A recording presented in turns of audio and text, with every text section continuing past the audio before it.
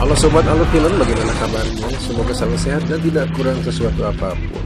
Kali ini saya akan merangkum sebuah film berjudul The Italian Job tahun 2003. Film yang disutradarai oleh Gary Gray ini menghadirkan sejumlah nama besar, yaitu ada Mark Wahlberg sebagai Charlie Crooker, ada Jason Statham sebagai Handsome Rob, dan Donald Sutherland sebagai John Breaker. Film ini menceritakan aksi pencurian emas jutaan dolar di Italia. Pencuriannya sendiri itu termasuk berhasil, namun kisah menariknya ada pada saat salah satu dari kelompoknya melakukan pengkhianatan dan membuat kapten dari tim tersebut, yakni John, harus terbunuh. Yuk, daripada tambah penasaran, langsung saja kita masuk ke alur ceritanya. Kisah diawali dengan memperlihatkan seorang laki-laki tua bernama John yang baru saja mengirimkan perhiasan untuk anak tercintanya bernama Stella. Namun saat John mengatakan bahwa dia sedang berada di Venice, Italia, Stella malah jadi sedikit khawatir karena ayahnya tersebut baru saja keluar dari penjara dan masih dalam status bebas bersyarat. Namun John berjanji dia akan baik-baik saja selama berada di Italia. Keberadaan John di Venice ternyata berencana untuk melakukan perampokan berangkas berisi emas senilai 35 juta dolar milik seorang gangster di Italia. John datang bersama dengan timnya yang juga sudah berada di Venice. Mereka adalah Charlie sang pencuri kawakan, Steve ahli peledakan, Rob sang supir handal, Lyle ahli komputer, dan Leb ahli bahan peledak. Dengan perencanaan yang matang, mereka sudah mengetahui letak posisi berangkas tersebut, dan dengan kecerdikan serta keahliannya mereka mampu mengecoh orang-orang yang mengejarnya. Sampai akhirnya berhasil membawa kabur semua emas-emas yang ada di berangkas tersebut.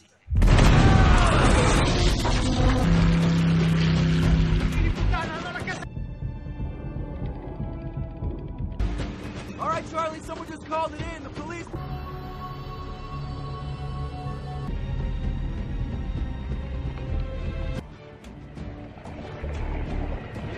Keberhasilan itu membuat John dan timnya merasa senang. John sendiri sangat bangga kepada Charlie karena mampu merencanakan dan menyusun tim yang solid sehingga semua aksinya dapat dilakukan tanpa kesulitan yang berarti. Dan tugas selanjutnya adalah membawa semua emas-emas tersebut ke Austria melalui jalur darat. Namun di tengah perjalanan, mereka dihadang oleh orang-orang yang setia kepada Steve. John dan anggota tim lainnya tidak mengira Steve akan mengkhianati kerjasama mereka dan ingin menguasai sendiri semua emas tersebut. Bahkan tidak segan-segan Steve kemudian menembak John dan berniat membunuh mereka semua. Melihat situasi yang berbahaya tersebut, Rob mendorong mobil van yang menabrak pagar jembatan dan menerjunkannya ke dalam sungai. Dan dengan memanfaatkan tabung udara yang ada di dalam mobil, Charlie dan tim mencoba bertahan di dalam air karena terus-menerus dihujani tembakan senjata Steve yang baru berhenti saat melihat John yang tewas.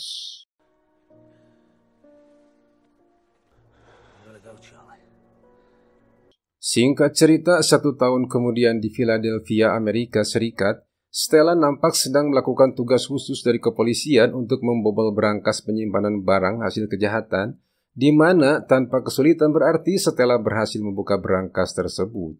Setelah menjalankan tugasnya, Stella kembali ke kantornya, di mana Charlie sudah menunggunya di sana. Stella tidak menyukai kedatangan Charlie karena menganggap Charlie lah penyebab kematian ayahnya. Kedatangan Charlie di sana tidak lain untuk memberitahu Stella bahwa dia sudah mengetahui keberadaan Steve di Los Angeles, walaupun dia sudah mengubah identitasnya menjadi Frazielli. Di mana berdasarkan informasi dari Skinny Fat, temannya Charlie, saat ini Steve sedang menjual secara bertahap emas-emasnya kepada seorang penadah emas di Los Angeles bernama Yehvan. Sedangkan sisa emasnya kini masih disimpan di berangkas penyimpanan khusus yang disebut dengan Worthington 1000 yang memiliki tingkat keamanan berlapis. Namun saat ini, tak satu pun dari timnya Charlie yang bisa menangani berangkasnya. Sehingga Charlie mengajak Stella bergabung dengan timnya untuk mengambil semua emas tersebut, sekaligus juga sebagai balas dendam atas kematian ayahnya Stella. Sempat ragu dengan ajakan Charlie tersebut, akhirnya Stella setuju bergabung dalam tim. Hello? I want to see the look on that man's face. She cracked the Worthington 1000 without even flinching. Keesokan harinya, Charlie kembali mengumpulkan semua anggota timnya dan mulai merencanakan aksinya mengambil kembali semua emas di rumah Steve yang memiliki tingkat keamanan yang cukup ketat. I never heard how you got your start. See you, man. Good? You alright? Yeah. Charlie, how you doing? Nice to meet you. Bones? Hari-hari berikutnya mereka mulai mencari tahu cara masuk ke rumah Steve dengan mengidentifikasi sistem keamanannya yang mungkin bisa dibangun oleh Lyle sang ahli komputer dan kemudian memasang penyadap di sistem teleponnya sehingga setiap aktivitas Steve bisa diketahui oleh mereka. Dan tugas berikutnya yang cukup sulit adalah bagaimana memetakan denah rumah Steve, terutama lokasi berangkasnya. Rob sempat meragukan kemampuan Stella dalam membuka berangkasnya. Secara selama ini Stella bekerja untuk kepolisian yang tentunya tidak memiliki tantangan berarti. Sedangkan dalam pekerjaannya sekarang akan sangat dituntut untuk bisa fokus dalam tekanan mental yang sangat tinggi, di mana akan ada banyak gangguan yang bisa mengurangi konsentrasinya. Jadi sketsa besarnya adalah membobol rumah Steve dan mengambil semua emas di berangkasnya, lalu membawanya dengan mobil ke stasiun Union. Selanjutnya adalah tugas Rob untuk mengukur seberapa lama waktu yang dibutuhkan untuk membawa emas dari rumah Steve ke stasiun Union, yang ternyata itu justru akan sangat terkendala dengan kemacetan yang parah. Untuk menjalankan semua rencananya, langkah awal yang perlu dilakukan adalah memetakan semua ruangan di rumah Steve. Dan untuk itu harus ada orang yang bisa masuk ke rumah Steve untuk mengambil gambar dan video ruangan di rumahnya. Dan satu-satunya orang yang bisa melakukannya hanyalah Stella, karena Steve tidak mengenalnya. Stella diminta menyamar sebagai teknisi reparasi jaringan komunikasi untuk masuk dan mendapatkan gambar dan video setiap ruangannya di rumah Steve. Sempat gugup karena baru pertama kali melakukannya, Stella akan menjalankan penyamaran sebagai teknisi jaringan dari sebuah perusahaan netcom kabel yang sudah disiapkan oleh Rob. Sementara Lipper nampak sengaja merusak jaringan komunikasi di rumah Steve, dengan tujuan agar Steve menghubungi operator jaringannya dan saat Steve meminta perbaikan atas kerusakannya, maka Charlie sudah bisa membypass jadwal perbaikannya agar Stella bisa masuk ke rumah Steve. Calling from Netcom Cable. I understand your service is out and there was an appointment. We'll see you then. Have a nice day. Make sure you walk slowly or the image will streak. And the cable modem on the computer in the office. Dengan sedikit tegang, Stella menjalankan penyamaran pertamanya dan masuk ke dalam rumah Steve. Dengan kamera mini di pin bajunya, Stella berusaha bersikap tenang dan bertindak layaknya seorang teknisi, mulai memeriksa kerusakan di peralatan modem dan televisinya, sekaligus memvideokan seluruh ruangan sampai akhirnya sistem komunikasi kembali aktif.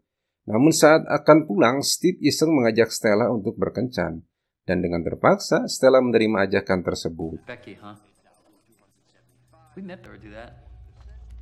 What, you asked your last cable? Just dinner.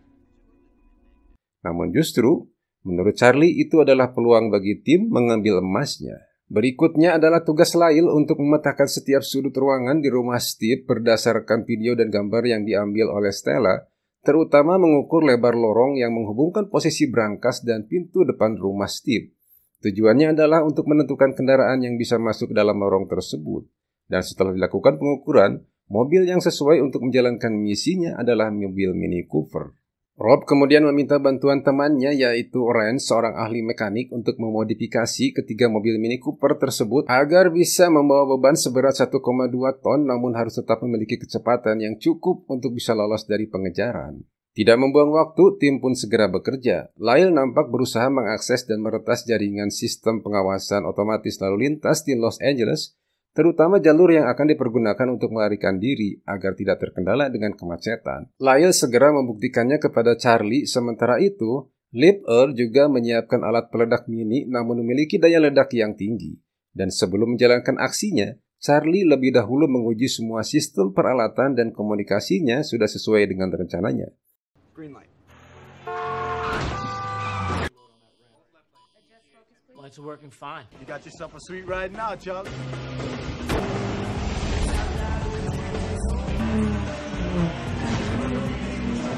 Sementara itu, Steve nampak terus menjual emas-emasnya secara bertahap kepada Yephen. Namun secara iseng, Yephen mengatakan tentang asal-muasal emas yang dijual Steve yaitu dari Venice. Dan hal itu membuat Steve sangat marah dan tidak mau mengambil resiko Steve kemudian membunuh Yephen saat itu juga. Dan itu membuat Maskov, ketua geng Ukraina, marah besar melihat anggotanya sekaligus sepupunya mati terbunuh dan langsung mencari pembunuhnya. Hingga sampailah mereka kepada Skinny Pat yang dengan terpaksa memberitahu identitas Charlie yang dituduh sebagai pembunuh Yephen. Do you know who I am? Your master. Di malam pencurian yang direncanakan, Charlie dan tim mendapati tetangga Steve justru sedang mengadakan pesta, sehingga dengan terpaksa mereka membatalkan aksinya malam itu. Sementara Stella nampak pergi bertemu dengan Steve untuk dinner. Namun secara tak sengaja, Stella mengucapkan kalimat frasa yang sama dan sering diucapkan oleh ayahnya, dan itu sangat dikenali oleh Steve. Sehingga akhirnya Steve mengetahui Stella adalah anaknya John. Saat itu juga Charlie dan tim juga muncul di sana.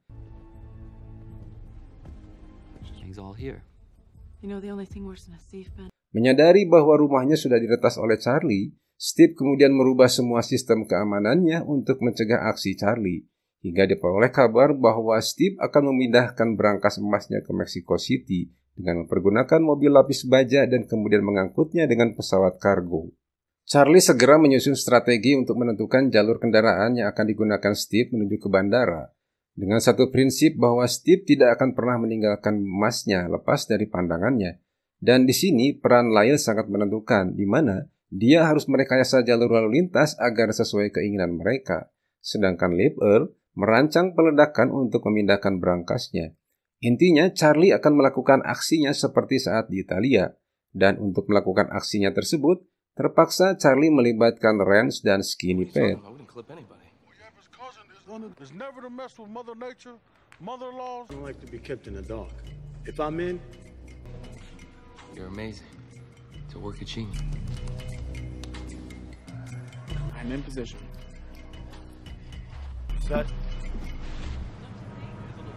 Di hari pengangkutan, Charlie dan tim dibuat terkejut dengan keluarnya 3 buah mobil truk di rumah Steve dan bergerak ke 3 arah yang berbeda, yang artinya Charlie dan tim harus bisa menentukan di mobil yang mana berangkasnya berada.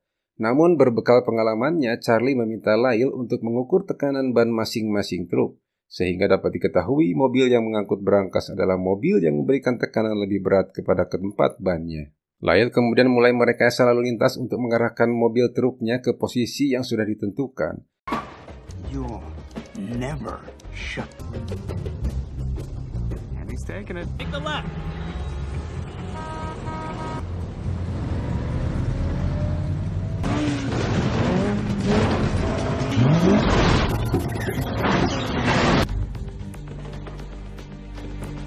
Dan saat truk tepat berada di posisinya, Lyle mengaktifkan peledaknya, sehingga mobil truk tersebut masuk ke dalam terowongan, sedangkan Rance langsung menutup kembali jalan yang jebol dengan plat besi.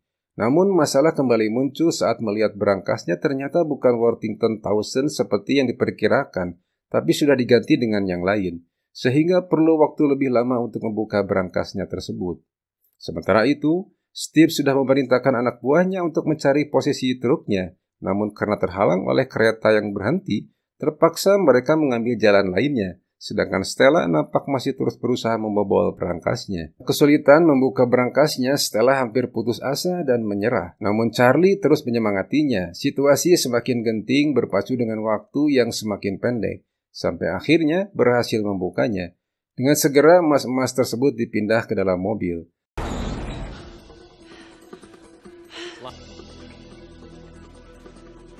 Oh, it's 27. That's 27 million. Setelah semua emas tersebut dimuat, mereka langsung memacu mobilnya keluar terowongan. Dan sekalipun diikuti oleh anak buahnya Steve, namun dengan mudah mereka dapat dihentikan. Saat berada di luar, Charlie terus mengikuti mereka dengan helikopternya.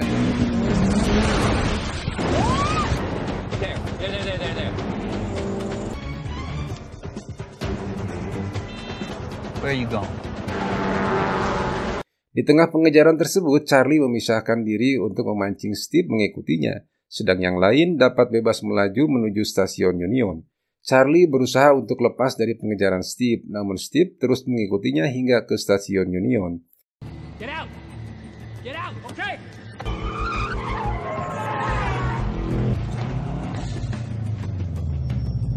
Sesampainya di sana, Steve melihat Charlie dan timnya pergi meninggalkan mobil-mobilnya di dalam kereta kargo, dan kemudian mencoba menyuap Rance untuk membuka kembali gerbongnya.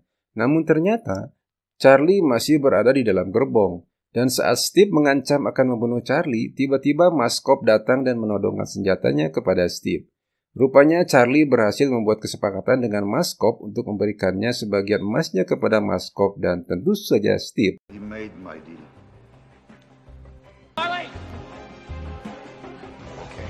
Akhirnya Charlie dan tim berhasil membalaskan dendamnya kepada Steve sekaligus juga mendapat semua emas-emasnya. Tamat.